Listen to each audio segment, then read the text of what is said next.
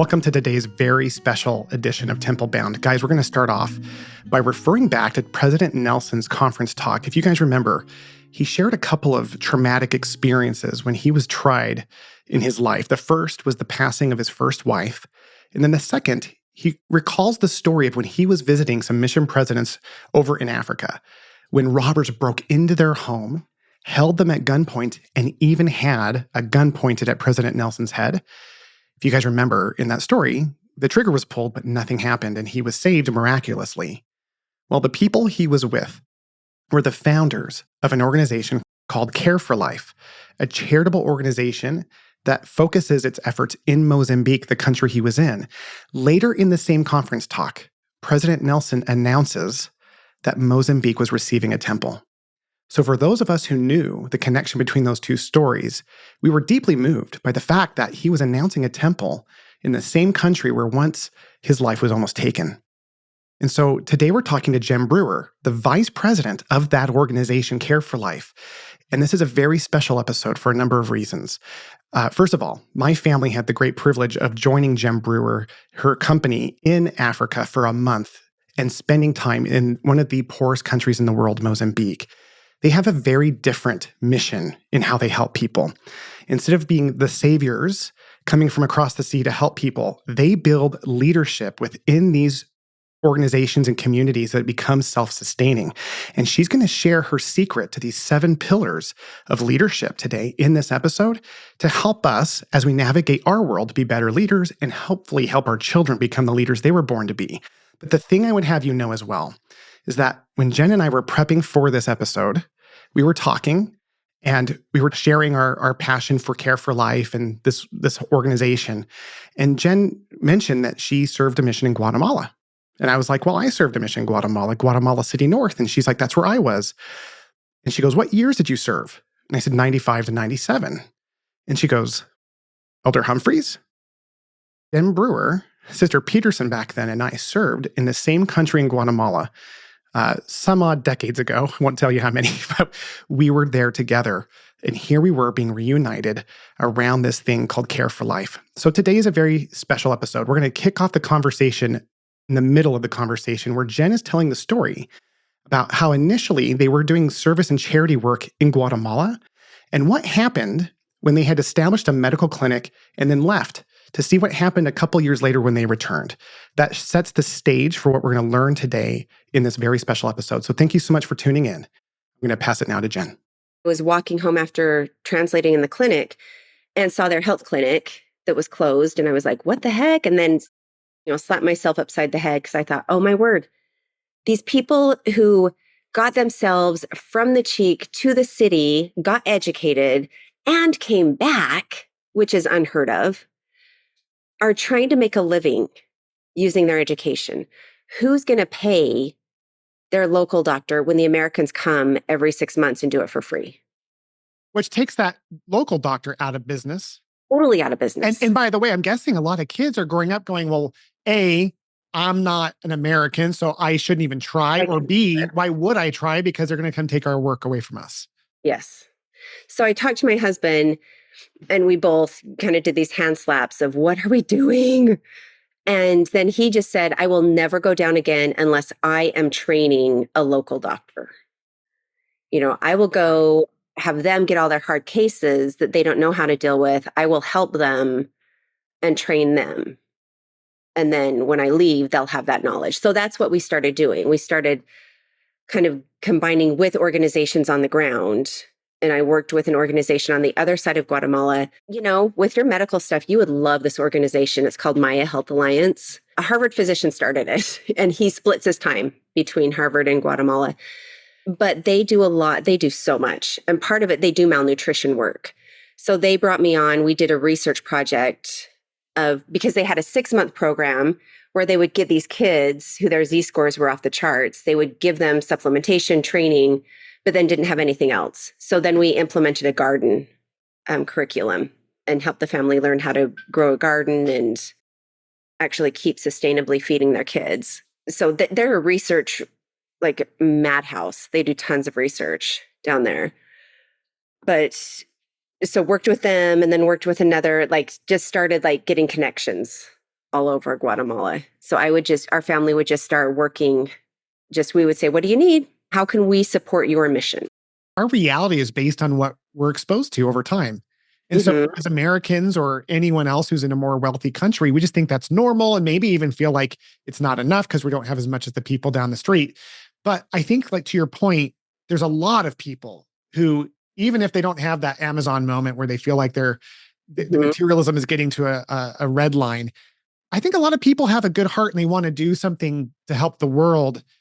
But like to your point, there's a lot of charitable organizations that satisfy that will scratch that itch, but are almost, well, not even almost. It sounds like there's a lot of them that are actually unintentionally causing a backslide of people's individuality and progression, right? Yes, and that's what it is. It is not malicious.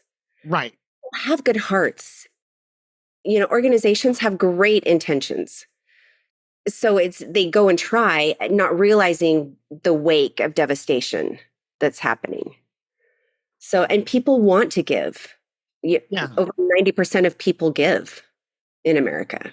Right. And I think what's hard too is that you want to give, but selfishly, you want to give in a way to where you have the experience of giving. So, like Mhm. with Care for Life, your organization, when I took my family to Africa, I had no idea what I was getting myself into in terms of, because I had the idea of like, I'm going to go over there and my kids and I are going to really help people who are struggling and aren't we going to feel good about ourselves? But it wasn't like I was thinking selfishly about it. I was just thinking I wanted my kids to be exposed to that. But even that in and of itself is a little bit selfish, right? Like I'm doing that at the expense. Again, it's not a bad thought, but it's important to recognize what actually produces results versus Mhm. what the real intention is. So if our intention is to really serve, I guess there's a lot of people who just don't know how to do it right. So And what would you say those principles are that are a little bit different that so, maybe other organizations aren't getting right that Care for Life and others like that have correct?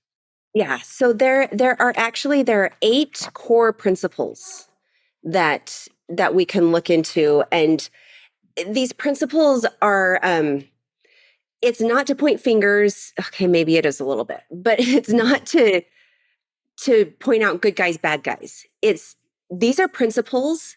And I've actually sat down with boards and with organizations, and we go through these principles and we lay it out at the beginning. This is not finger pointing. This is a chance for you as an organization to pull up the carpet, see if there's mold underneath, see if there's anything that needs to be cleaned out. Mm.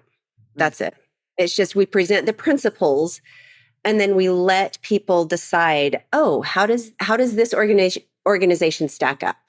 How does this? It just gives us a metric, and it just helps us know the right questions to ask organizations, and Right. helps us know, okay, are you truly, because anybody can look pretty on paper, anybody can, but this helps us to ask those kind of next level questions and get to the heart of, is our results really happening, or are we actually creating dependence and more dependence Yeah, on without that? a doubt. And so Rockstars, the thing I want you to hear about what she's saying here is the difference between movement and motion.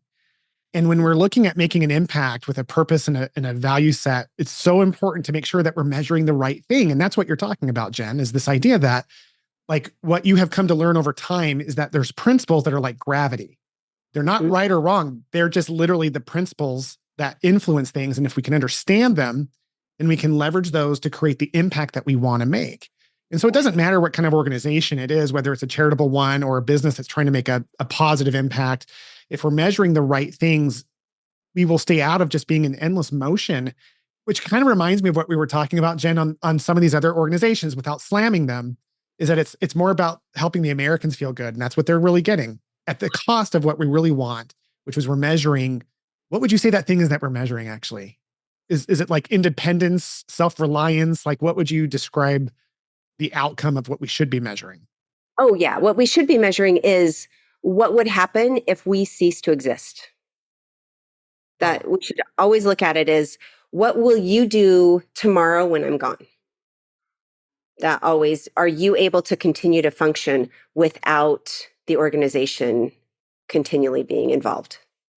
got it. So what And are those principles then? What are those? I love that because those are the things that help us understand true impact. Is Mhm. Are they progressing because I am pushing them, or are they progressing because it's like teaching a kid to ride a bike almost? Like Yes. I could hold on to that thing and push them around and be like, look how far we've gone. I've measured the distance versus Yes. how many pedals did they make without Their my own. impact on that? Like how much can they pedal on their own? Are they going to need me to always push them, or can they write it on their own? I love that. In this case, we're talking about thriving and Yes. like healthy living Yeah. versus, but it's still the same idea. So let's go over the principles. I'd love to hear them. So the principles, I'll just like name them really quick and we can dive into any of them. Number one is do no harm, which sounds really like a duh concept, but we really need to check our egos because we do have a bit of a savior complex. Like let's peel off the pride and just get to the Totally. heart of it. We want to go down and we want to know that we're making an impact. And that's so organizations, again, it's not malicious. They're not going down meaning to harm the people, but they're trying to strike this balance of we want to give the Americans a good time. We want them to feel useful. So let's put them to work. And then you feel like you're putting your cape on and saving the people. It's the hero complex. The problem with that is anytime there's a hero, there is automatically a victim. You can't have a hero without somebody to save. And so just by that mentality, we're automatically putting people in the victim chair. And then it becomes a what can I do for you instead of a what can you do for yourself? What can I enable you to do for yourself? So it's that first principle is kind of do no harm. The second is find the cause of the cause. And that's go to the root of the problem. And that's what started Care for Life and what made it where it is today. Cindy, the founder of Care for Life, she went to Mozambique. She went to various places in Africa. And they tried multiple things. They tried the giving, they tried to take things over.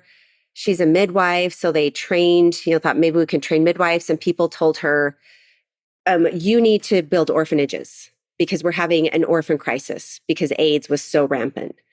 So they just said, that's what you need to do. Get an organization, build orphanages. And to her credit, she stepped back. Well, and she had a conversation with a man on the street and just said, what do you need? And he just looked at her and said, we need knowledge. Hmm. We need to be educated. So she kind of took all of those things together and kind of thought, okay, why are there so many orphans? What is happening to the family? And in doing research, and you can find this even, it's grown today, the statistics, but 80% of children in orphanages have a living family member. But the orphan charity has gotten so big that families in poverty-stricken areas know they can just drop their kids off at an orphanage and they'll get fed, they'll get clothed, they'll get educated. Oh my gosh. So they will tell their kids, actually, this is what you need to do for your life, for a better life. We can't afford to help you, so you need to go, and this is how you're going to get a better life. What's so heartbreaking for me is the idea that like they don't think enough of, they either don't know enough or can't think enough of themselves as capable enough to Yeah. where the best thing they can do out of love for that child is to give them away. Mhm. And it's and we perpetuate that when we When show we up with a go. bunch of clothes and medicine and food and give it to them. Yeah. Yep. Yeah, we're perpetuating that without even knowing. So what she did was step back and thought, okay, what can we do to strengthen the families so that then the families can care for their kids and won't need to send them to the orphanages? And that was the birth of the family preservation program. And what Care for Life is known for today is going into villages and strengthening families, which then strengthens the village, which then strengthens the country. So it's kind of taking that step back. I'm in the malnutrition world, and it's so easy to give food. It's so easy to say these children are malnourished, let's give them food every day. Well, they're going to be hungry tomorrow. So you have to step back and think, okay, what first of all, is there, this might be getting too technical, but is there malnourishment acute or chronic? Right. Is it caused by chronic lack of resources or chronic lack of access to food? Or is it a drought? Is it war? Is it displacement? You have to step back and ask, what is the problem and then work with that. You can't just, the Band-Aid doesn't work with that. You can go to the opposite extreme with this and think, well, don't help anybody. If somebody's drowning, you're not going to yell at them. You should try swim lessons. You should try the backstroke. You're going to jump in and save them. That's the acute need. Well, there is a time and place to administer some of these things. Yes. Absolutely. There's the short term, they will die if they don't get it. A hurricane has come, wiped out the city. They need water. They need food. You give them water and food. But 5 years down the road, if you're still giving water and food, you've missed the mark. And they might be in a position where they're doing drastic things like giving their kids to the orphanages because they've only relied upon what other people have given them. Yeah. Yes, absolutely. Which, by the way, is so much easier said than done. One of the hardest things that we experienced was we were eating lunch in that small village in Mozambique, and we had packed a sack lunch, a very humble sack lunch. It was like PB&J and an apple and a bag of chips. Like that was the extent of it. And these kids are not dying of malnutrition. Like these clearly, just to be really clear on that, it's not like these kids were drowning as you gave that analogy, but you also saw the moms and the dads working all day, getting a little emotional. You saw them working all day to make rice for their lunch. And that was like their whole day's effort was to make the meal. Like that was what they did for work that day, was to make the meal for lunch and maybe for dinner. And we have these sack lunches, and you see these kids and you could tell this would like change everything for them. It's almost like a parent when you can easily buy the Amazon gift for Christmas, or as an employer, when you can step in and solve that problem that they're facing in their department for them. There's a sense of, and I don't think it's bad. I think there is a savior syndrome for sure that I'm guilty of. You want to help. And so we literally went into our cars and ate our sack lunches. I'm trying to laugh because I don't want to have to get too emotional, but it was like you're eating this food quietly and it's just breaking your heart because all you'd have to do is just hand it to them and they could take it. And for that moment, they would be in less pain. They would be in less, but the exchange for that, as you guys are talking about, when they're not drowning, and that's the key element here, is that you're sacrificing something greater in that place, which is self-belief, self-capability, knowledge, whatever it is that we all gain as we progress using those principles. And it is, like you said, it is gut-wrenching. That's probably what gets me more times than not is seeing the hungry kids. Yeah. And just knowing I've got a granola bar. Can I just I could solve that for today, right now, no problem. Yeah.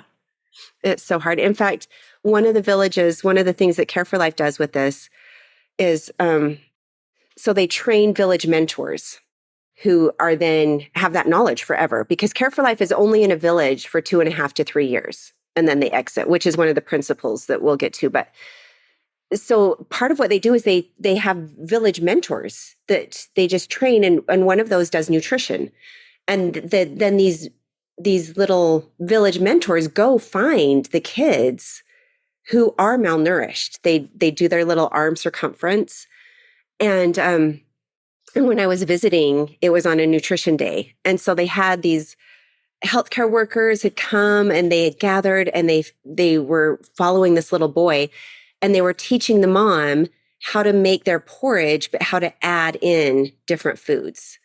And it was like a little neighborhood party. Everybody brought kind of their little piece. Some of them brought the wood, some brought the porridge. And they had the mom cook the whole thing. They sat there and they showed her. And so she cooked it and she fed it to her little boy right on site. And they were so excited and they showed me, look, the tape, it used to be in the red and now it's in the yellow and he's progressing. And I lost it and I was crying. And and then the nutrition leader there, she knew I was a dietitian. So she kind of turned to me and said, what do you have to teach us? What are you going to do? And I could stand there and say, you've got it. You've got everything you need right here. I'm just here to be your cheerleader and to support you. You have everything you need. And it was such a beautiful moment. And that's actually one of the principles is called shadow leadership. That's the next principle.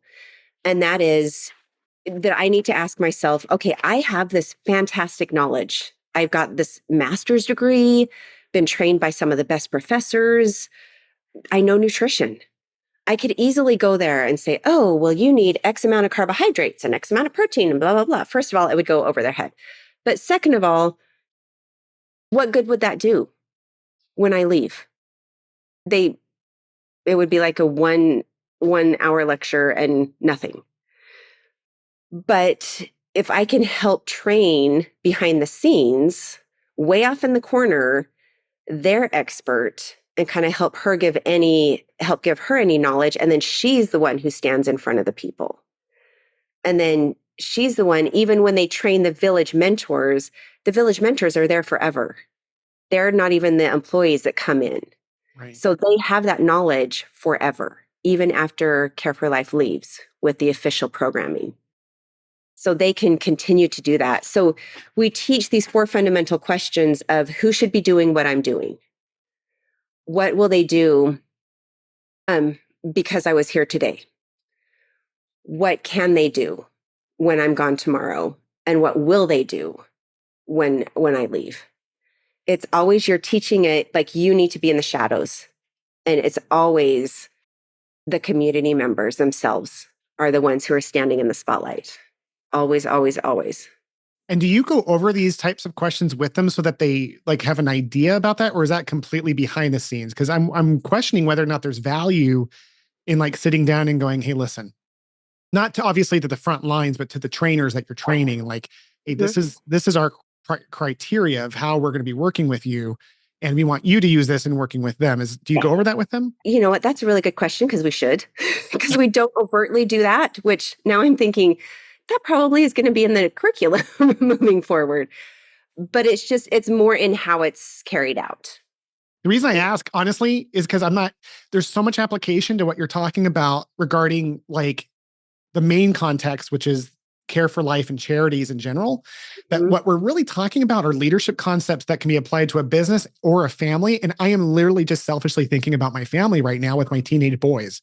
I am thinking about, these are the questions that I should be asking myself. This is how I should be. And I was just literally thinking as you were talking, like, I wonder if it would help my kids to be like, hey, listen, these are the 4 questions that I have to ask myself as someone who's empowering you to become everything I know you can be. And you don't need me for it.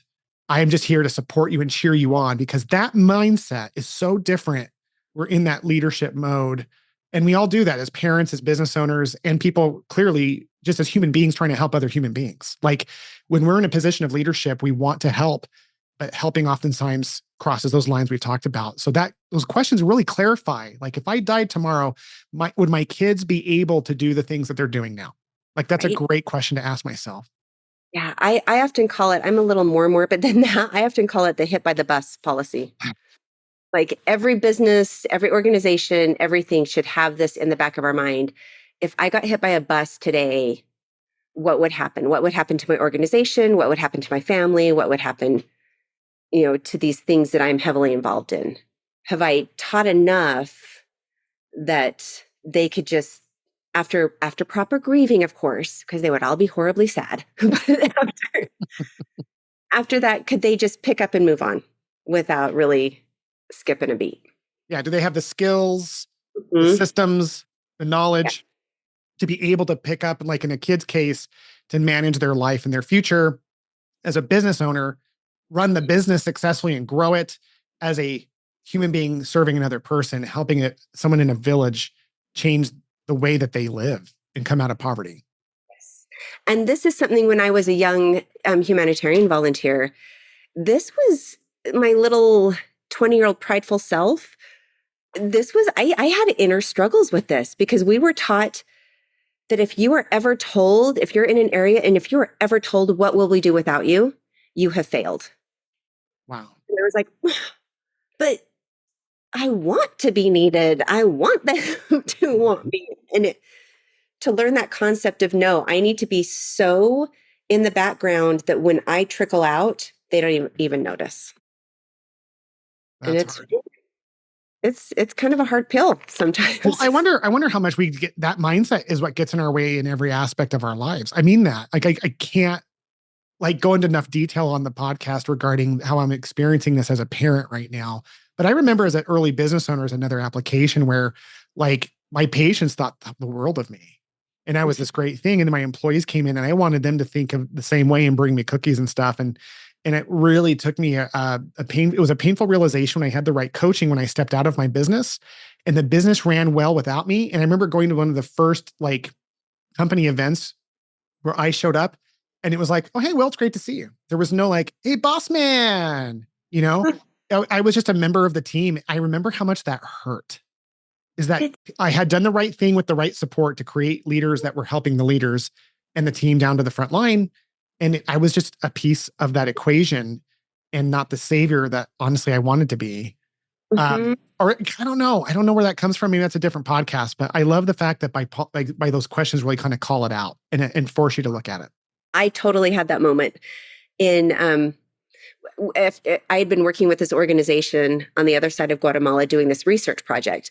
And that was, I'll do Reader's Digest version here, but man, even getting it started was a 2-year process of getting all these groups to the table. I was like pulling big guns. We needed big funding. We needed the Dietetic Association of America, that encompasses 100,000 dietitians. We needed their big guns. We needed, we brought in this Harvard doctor and getting them all at the table. And so many times it was charity organizations don't play nice in the sandbox. I'll just say that. Uh, So it was a lot of pull and yank and we got to do this and here we go. And finally, after 2 years of all the planning and doing it, we finally get it going and the project is going and yada, yada. Okay, fast forward a year or two later, I'm sitting at this convention, at this National Dietetics Convention, and I see a seminar that sounds awfully familiar about the garden project in Guatemala. And I'm like, huh. So I go to that seminar and it's these people that I had trained that were sitting up there and talking about this great partnership that they had formed and how they were now doing other research projects. And okay, I would like to say that I was happy, but it took me a good 30 seconds. I like sat there and I'm like, that was me. this is my project. You hated him for like a year and a half. Like people, I was the reason you got together. And then like this concept, like slapped me upside the head. And I had this, it was so interesting because it was this physical release. I just sat back in my chair and I thought, wow, they did it. It's their project. It's not mine. I don't have to like get claw and clamor and grab people at the table. They own it now. It's theirs. And they will move on and they will do glorious projects together. And now I can move on and do other things. So you grow in that regard. It's almost like when we have that capability of understanding what our roles are, I think, yeah, we have to let go of our pride.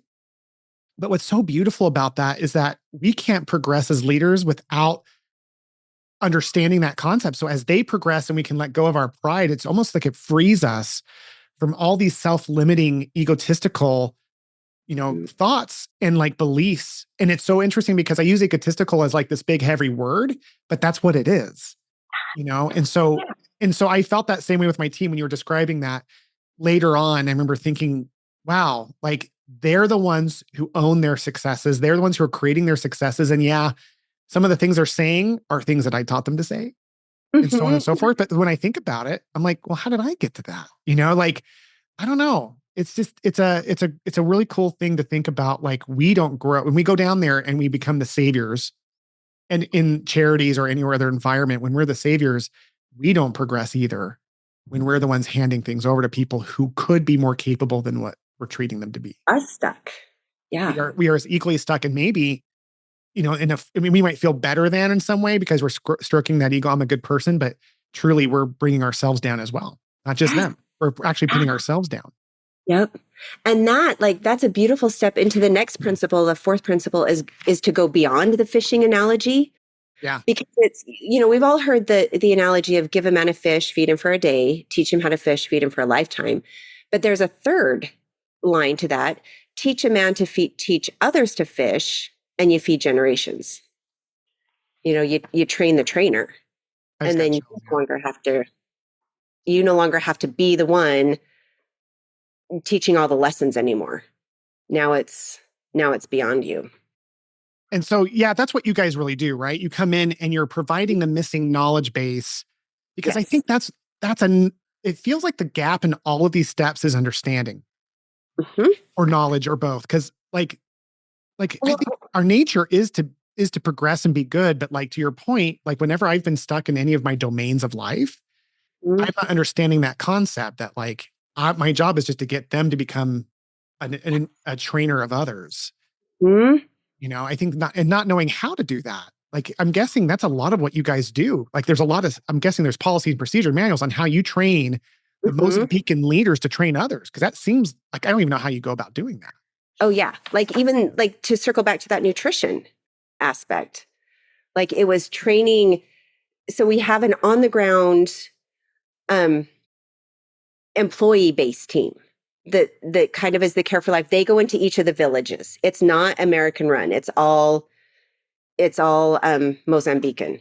Got it. So they have the training, they get specialized training, and then they go into the village and then they teach these village volunteers how to teach their neighbors.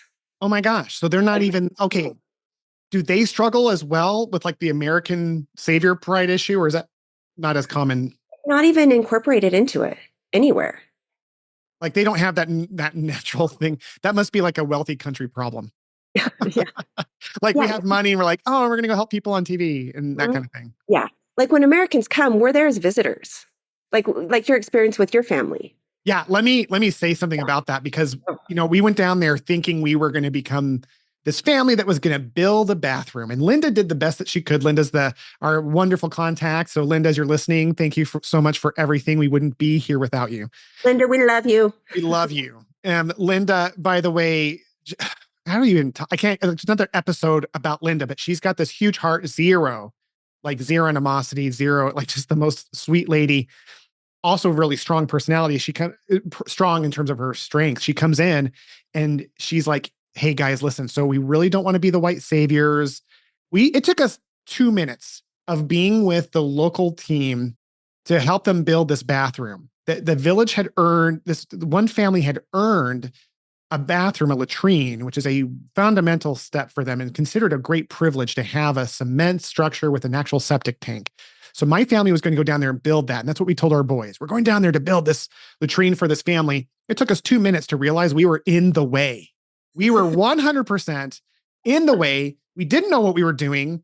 The only reason we were even allowed there was because this particular family was a geriatric couple that had grandkids they were raising. Like there was no physical way they were going to do that.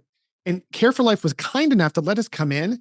And I'm grateful that we looked as bad as we did because I think it really looked to the kids like they were helping us, which was actually what was happening. It's not like a touching end of Hallmark comment. Mhm. Like they really helped us. Like, no, legitimately, we couldn't lay a single brick without them saying. And that I remember the contractor just constantly was looking at me in particular and just like, do you not know how to do this? Like it was so fundamental to them. And my boys got a chance to get in there and get their hands dirty and work with them. And the kids would literally laugh at what we were doing. But I also think they were very clear that we were the ones learning. So we would spend time with the kids and play with the kids, and that changed their lives. But at the end of that day, I shared this with you earlier, but we spent this day working and not really getting much done and being in the way and being taught. But at the end of the day, my youngest son, who's 12, I was worried about them being over there in general and working hard. But he turns to me and goes, Dad, I don't want to go. And he started crying. And I said, why is that? And he goes, because I've never been this happy. This must be what heaven feels like. And Wow. I mean, we all just started choking up because, and I'm a family, honestly, you wouldn't know from this episode, but we're a family that doesn't, my family, my boys, we don't cry. Like we're just very, and we're sitting there getting emotional about it because we're recognizing that what really happened there was that they were the ones who helped us. They helped us see how happy you can be when you don't have what we think you need for happiness. They taught us how to like what really matters in life and what we honestly just take for granted all the time. And truly, I did not walk away there feeling like I helped anyone other than just showing up. And I do feel like what we did as a family that was so beautiful, that did help, is that we loved them for who they were. And we played with them and we connected with them. That I thought was very safe to do. And yeah, so to your point, there's a real impact when we can get out of our way and just be willing to go down there to be served in a way versus thinking we're going down there to serve them. That is so beautiful. And that is exactly the essence of what we're trying to shift these experiences to be, because at the end of the day, what you brought up is the greatest human need is to be seen. And if we can still have these great experiences, still go and see the people, Yes. but let them know you are the expert. I'm here to help, but I know very well you could do this without me. So Yes. I'm actually, this is for me. This is like my experience that I'm having. So, I don't know if Linda told you this part, but like, okay, so after we're there for however many days helping build the latrine, I'm using the air quotes on that for those who aren't here seeing this, is that the village realized that we were learning these skills.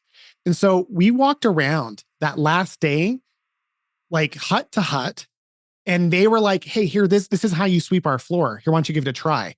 They literally, we were, so from like, they were showing us things like, this is how you sweep. So they give us a bunch of straws or branches from a tree, and they sweep their dirt floors and make them look really clean and flat and without any debris on them. And so we would start doing it and they would laugh their heads off because we were doing it wrong. And then they were showing us how they made rice, where they would pound the grains with these big cement sticks, and we would start doing it and they would laugh because we were doing it wrong. They were literally like, oh, you got it. You don't know how to do that. Let's show you. And they were showing us how, what else did we do? Oh, my favorite is they have this old metal wheel with a metal stick. The kids would use this as a game, right? Like in the 50s or 40s, you would see kids doing this, and they'd push around this wheel and just keep it going by keeping pressure on the bottom. And I couldn't do that. And kids were literally going into their huts to get their parents to come look at the idiot guy who couldn't figure it out. And they were like literally belly laughing, cracking up. And it wasn't like because they thought I was stupid. It was because I really think that was cool, because I know Linda was worried about us going over and doing all the things we're talking about on this episode, but it was us learning from them. And there couldn't have been more like love and appreciation for giving us that experience of what their culture was like. And yeah, man, it was so powerful. So anyway, I know we're kind of we probably need to get back to the other principles there, but I just really wanted to share that because that was the biggest surprise for me, was how we were going over there thinking we were helping, but we went over there to learn and be helped. And that probably reminds me of, times where as a parent or even a business owner, where I've asked for help from my team because I really didn't know how to solve a problem, instead of thinking I had to figure it out. Otherwise they'll see me as weak. Yes. It was almost a real empowering way to get them to become leaders, is by saying, I don't know what to do around this, guys. Can you please help me? And that really called them forth as leaders and empowered them to be independent. Yes. It makes everybody the expert. Then we realize, oh, everybody has something to give. Everybody's something that we're introducing right now into our questionnaires that we do at Care for Life. Is historically, questionnaires, when you go into a community, they're called needs assessments. What do you need? What do you need? What do you need? The studies have shown that if you flip that and turn it into a skills assessment, then suddenly the entire community becomes so much more integrated and involved in the solution, because everybody realizes, oh, we all have something to give. Wow. All have a knowledge, even if it's, I know how to sweep my floor. That is a skill. That's a skill that not everybody has. Totally. And it's building on people's skills that, oh, you're part of the solution, instead of sitting and waiting for the handout. And that, I love you telling about your experience, because that's exactly what we're trying to twist on the volunteerism realm, which is massive, multi-billion-dollar industry right now. And it's based on people, we want to go give. Okay. We want to go have a cool cultural experience, see a part of the world, and then pat ourselves on the back because we're giving service, right? But instead, can we please change it so we still get to see a cool part of the world, still get to interact and visit and see people different than us, but do it on an education based Right. where we're learning from them. The service is happening, but it's more service given to us. And we are also giving service just by being there and just by telling somebody, I see you. Mm. Like I I feel you. It's that connection, that human connection that we're making. It's not we're going to see the zoo animals. It's not we're going to, oh, these poor, helpless people. Let's go give them a blanket or let's go do this. It's no, we see each other as humans, as these fellow travelers on this human globe. And it becomes this beautiful unifying experience Wow. I with that. love that. And I think, going, if I was to do it again, I think I would even lean into it more and and really become more of that student to learn. Mm-hmm. Because what was again, until you go over there yourself, it's really hard to communicate it. But Yeah. when you're over there and you're staring at people who have so much less than you do, and they're so much happier in some Mm-hmm. cases. And I'm not making light of their struggles or trials because, all the deaths and the statistics are real, but they have a choice in terms of the empowerment that they choose to have over their lives, just in terms of like their emotional well-being and so forth. Like it's inspiring. They're just missing some things that we just have handed to us. So it's like the best way of helping them progress is by recognizing they have something we don't have, and to go over as a student and an appreciator and a subject, not in a placating kind of way or in a patronizing way, but in a sincere recognition that they have something that you don't have. Mm-hmm. And that has stayed with my family. That's why my son didn't want to leave. They don't have social media, which means they do have a greater sense of reality.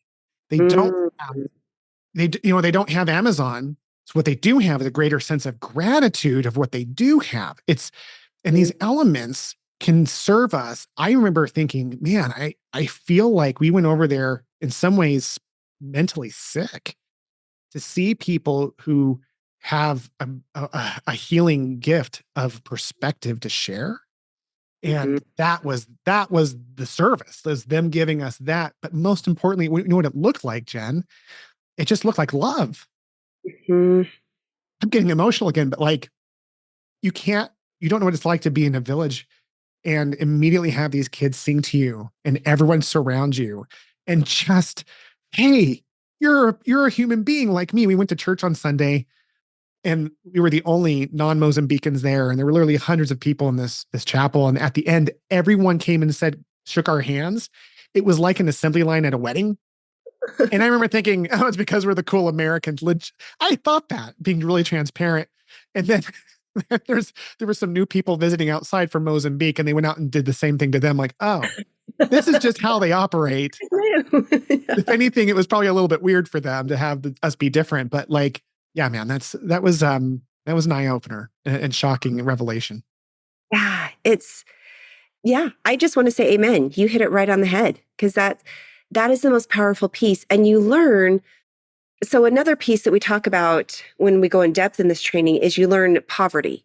And when people ask Americans what is poverty, you get the answers. You get the um, lack of food, lack of shelter, lack of clothing, which yes is an indicator. But a group of people, this has been over a decade ago, went to poverty pockets in the world and asked people, what is poverty? And it becomes much more an internal poverty. I feel hopeless. Hmm. I don't have power to make decisions. I don't like even the concept of having a goal is is just beyond the realm. And so it's getting that internal poverty. And one thing that you said when you said you like mentally that probably you were worse off than they were. It that what my verbiage for that is that you had internal poverty Wow. because we live in America and we walk around with so much. We can have spiritual poverty, emotional poverty, whatever it is internally. We can have all the stuff in the world, and yet internally we are so poor and so empty. And that's what they have, is a lot of times, yes, they'll feel hopeless and they'll feel that internal poverty, but more often they actually feel this internal strength of just working through their daily lives. And when we can tap into that, or when we can both realize, oh, as far as internal poverty goes, we're probably on the same page. Right. We're all working through hard stuff. And it doesn't have to be hard or hardest. It's no, we're all working through stuff. And that again is that level to level human connection that we get by just seeing people and just being there. It's freeing. It's so freeing. I remember coming back going, oh, I don't have any problems. And it stayed with me for about a month. It hasn't completely left me, but like for about a month, I was like Teflon. Nothing could touch me. And it wasn't because I have stuff they don't have physically. It was the realization of just the fact that you can't, it's almost like they empowered me in the way that your organization helps empower them in a, taking care of their life, care for life kind of way. For me, it was taking care of my soul. That was the exchange for me. So, what other principles have we not hit? We've touched on some of these, but just to give them names, like one is family based. And this is something that the humanitarian world at large is starting to really get away from and go more, no, we need to do community, or we need to segment the population. We need to do women, we need to do children. Yes, those are vulnerable populations, but we can't do that without doing the entire family. And that's one thing that this is just my own personal observations throughout the world. I haven't looked at any hard data on this, although some hard data needs to be pulled up at some point. Is I've realized when you have really deep poverty pockets, there you can always trace it back. And I in everything I've seen, I have been able to always trace it back to something that has ripped apart the family unit. And what I mean by that is, from the beginning of time, knowledge has been passed generationally from parent to child. But you find areas where war has broken out, displacement, refugees, or natural disasters, or in Mozambique's case, AIDS epidemic. In Guatemala, it's they had a 30-year civil war that just wiped out generations. You have a break in this natural passing of knowledge, and communities and families don't recover from that without some heavy input specifically focused on realigning that natural passage of information and of knowledge. So you can't take out the family unit and have any hope of long-lasting results with that. You have to reinstate that natural order of generational changing. And as Care for Life, we're not here to define what a family is. Quite frankly, I don't care what it is. It's any unit of people who consider themselves connected and combined. One example, we visited a boy in Mozambique who, when I saw him, I will never get this image out of my mind. He was standing in the back of his little house in the middle of this beautiful garden that's part of the family preservation program, is they learn how to grow gardens. He was 18, may have been 17 at the time. I don't know. He was 17, 18. He had some younger siblings. His father had not been in the picture. I don't know if he had died or had left when this boy was young. His mother had just passed away 6 months prior. So we stood there and he was in this deep mourning. But at the same time, I sat there and I thought, you have a lot of grief to go through. But you know what? You are part of this family preservation program, and you have got a neighbor family, you have got your own family, and you now have a network. You won't starve. You've got this garden. He had been learning brick building skills. So now you have a way that you can support your younger siblings. You now are a family unit. And you have gotten this knowledge that you can then pass down Like it's still a family unit and you're still functioning because of this community-wide program that is happening that is based on the family. It was such a take home and beautiful moment all at the same time with that. Well, going back to your questions, I think I love that because when you're going back to those questions, what happens when I'm not here? Mhm. And you expressed it like being hit by a bus. There's a period of mourning and having the tools and knowledge in place in the community. Mhm. This boy, you could see that future and that empowerment is so touching. I think that perspective is unique as well. Yeah. Because, when we're going through life, we just avoid those types of moments and we don't want to think about them ever happening. But maybe Mhm. the bigger problem isn't those moments from happening. It's creating enough community. I think about being a parent. If something should ever happen to me and my wife, do my kids know and love each other enough? Do they have a foundational relationship enough and skill set to where they can be each other's network? Or if not with each other, then somewhere else. The family unit Yeah. is the best place to nurture that, though. Mhm. To have that, yeah, that with and then that feeds into that we've already talked about this solving chronic problems with long-term solution. And there's a cycle of, and this is where it hits into the okay, what when you people tend to ask themselves, well, if I'm not doing anything, how am I helping by going on these trips or by going to see this? Well, let's just be blunt and transparent. You are giving money. You're giving money to go on the trip, and a lot of that money is going to help behind the scenes. It's not you standing in the village handing out dollar bills, but you have paid money, and that is going to give these people where they're earning their incentives. But make no mistake, you are a part of that by giving and by being there. So it's like those who have give, those who need receive, those who receive work, those who work have. So it's helping people like get into this long-term solution cycle instead of just sitting on the curb. When is my next handout? When are the next Americans coming? What are they going to give me? It's no, it's you. I learn that I work and I earn. And then when I earn, I have money to give or I have things to give. It's kind of feeding into this cycle, which then feeds into the last two, exit strategy. Any organization that you want to support or work with, automatically ask them what is their exit plan. Hmm. And I will guarantee the majority of organizations that I work with have not thought this through. They plan to, well, this is where we're going to help. But again, they don't have that what happens if I'm not here tomorrow. So that's one thing that I love about Care for Life is Care for Life, yes, is in Mozambique, but they have been to almost 40 villages. Like they go in 2.5 to 3 years, they work on these 6-month cycles. So when they start a program, the day they start, they say, this is when we will leave. And here's what is going to happen.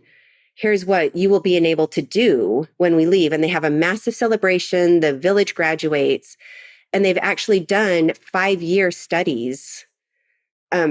After the program has ended, they've gone back into the village and studied what has happened. And the majority are at least on par with where they were, if not still continuing to grow. Wow. Which to me is the true essence of did I do anything? Is really after I'm gone, are they still doing something with that? Or have I been going to the same village for 10 years and making up things for the expeditioners to do? Yeah, bringing more food to the next generation that doesn't know how to grow it themselves. I will tell you. So, Jen, we spent most of our time in a village that Care for Life hadn't been in for very long. Mhm. And the last day before we left, we visited a village just to show the difference of a village that was about to graduate or just had graduated. I couldn't believe it. When we pulled into the second village, obviously they were familiar with some Americans, even though I don't think there was a lot of Americans going in there. That first of all, when you pulled in, the first thing you notice are the smiles. The Mhm. people in general are just happier, and that is literally shown in their countenance. Mhm. The second thing is more of the physical evidence that you see around, like you have people who are there's a lot of shops. People have little businesses. They're selling oils and charcoal, and like there's these like little businesses. And as an entrepreneur, that's what I just love. Because I think at the end of the day, I think it all points towards entrepreneurship when it comes to the physical act of taking care of another person. I think that's what it boils down to. And so, but we came out of the car, all these people came up, they showed us some different things that the other village hadn't shown us, but the energy was night and day. One was really like survival, Hmm. content survival, but struggling. And the other one was like, we're struggling, but we Got got this. this. If I had to put a language, it was like, we got this. And Mhm. that to me was so amazing. And to see that difference there, and there was no Americans anywhere painting walls. Like Yes. they're just people. They're just a village. And they're like, oh, by the way, another thing I have to just throw out there, all these villages are matriarchies. They're run by, well, the ones we went to. Anyway, there's a woman who's like the leader. So how can they be so far ahead of us?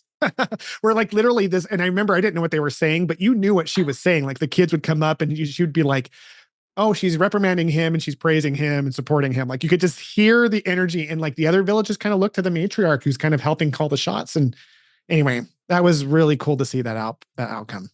So cool. That's awesome. Did we hit all the principles or are there still left? The last one is data driven. Is you have to measure what you're doing as an organization. Otherwise, it's just pie in the sky, and Okay. it's just a dream. And that's with organizations. You can ask for data. What is okay? You've been doing this for 15 years. Show me the data on the first village you started. Like how are they doing? That was a question I asked when we were just in Guatemala. We were following an organization and they were doing gardens. And I said, okay, so we went to the village where they had started. And I said, how many families did their gardens and how many still have them running? And I got like suddenly kicking in the dirt and, well, we don't really know. I don't know. So you've got to get the numbers, as much as it is about the people. If you really want to show progress, you have to realistically be able to check yourself and know if you are doing what you think you're doing. And it could be anybody looking for any cause to support. This just gives you some good gauges and questions to ask and to see if they're on track, if they align truly with really making an impact. What I was hearing in my head as you were talking was just like this idea that at the end of the day, you measure what matters. And so Mm, you're talking at that last principle. I think this is another concept that we just as any organization, if we know what matters and we can measure it, then we're automatically going to see improvement. One of my favorite quotes is, um, if you measure, I'm going to get this wrong, but it's like when you measure something, it improves. But when someone measures and reports on it, the improvement is exponential. The wow. idea that like your villages, you're measuring their progress, but then what you guys have going on is you're teaching people how to measure it themselves so that they can measure and then report up through their hierarchy. And then you see that growth in the faces of the kids and in the parents. And well, listen, this has been such a phenomenal podcast. How do people support Care for Life? Like if you could, there's a lot of entrepreneurs who were in the space that I was, and Rockstars, just to be clear, I was looking for something to help my kids and to like get me out of my mental funk with being only worried about my business and all these types of things. This has absolutely been the cure for that. There's no question, on a way that I can't over promote.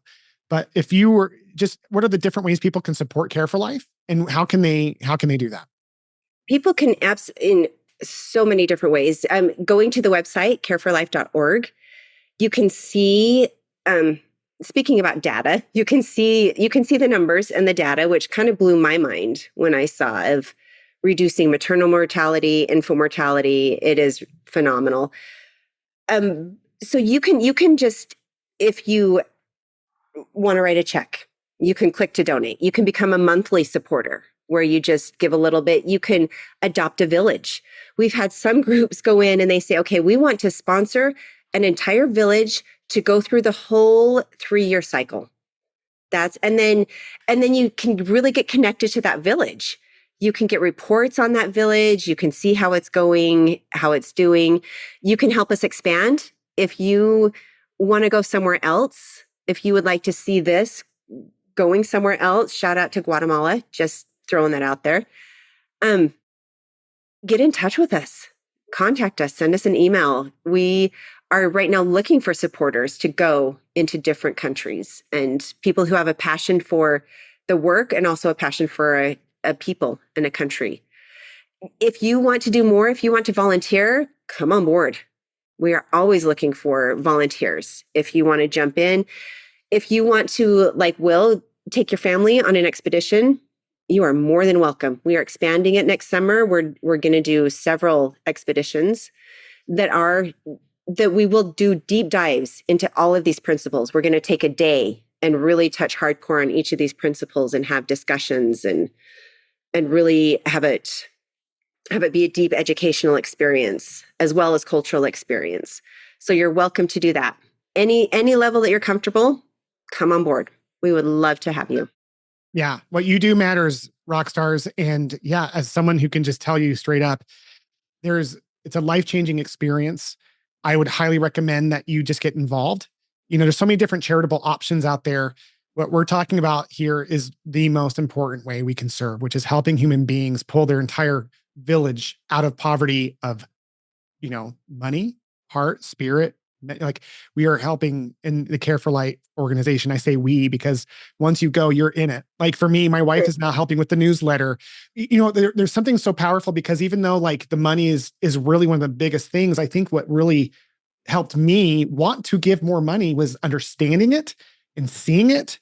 And then like, for me, I literally have these thoughts of like, if I ever come into money, here's how much I'm going to give to Care for Life, because it is not anything other than, it'd be one of the best uses of my money I could probably use. So thank you so much, Jen, for this wonderful podcast. We're going to put all of this in the notes, and maybe we could even get that video I remember Linda showed us before we left. It's an older, showing the stats and all those things. I'll put that in the show notes if you'd like.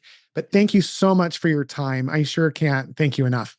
Thank you. This has been amazing. I love this. Thank you for all you do in spreading this message. I'm just starting, but I am not going to stop. And guys, listen, I'm going to be really transparent with you. Jen and I have a very shared vision of what we want to create here. She and I met 30 years ago as missionaries in Guatemala and didn't know it until we were talking together today. This is a complete coincidence. You can't make this stuff up. We were talking today about the podcast, and she's in Minnesota, I'm in Arizona. And we actually served in Guatemala for over a year, overlapping together, and have such a great love that our big hope isn't just, we want to expand Care for Life aggressively into Guatemala. And we'll talk more about that on future episodes, but please do what you can to support. But most importantly, guys, knowledge is the thing that we're teaching today. So I want you to take all the concepts. I'll probably do a standalone episode, Jen. If you can send me those principles, I'll do a solo episode really highlighting those into like more of a business world for people. But we're talking about the keys to success of not only how to grow a great business and have it be profitable, but by doing it through educating people, our clients, our employees, our children out of poverty and all those different types that exist. So rock stars, thank you for listening. Make sure you check the show notes, and we'll see you next time. Thank you for listening to today's episode of Temple Bound. If you enjoyed today's content, please leave a review and share the episode with others so that people who are looking for this information can find it. Thank you again for listening. Until next time.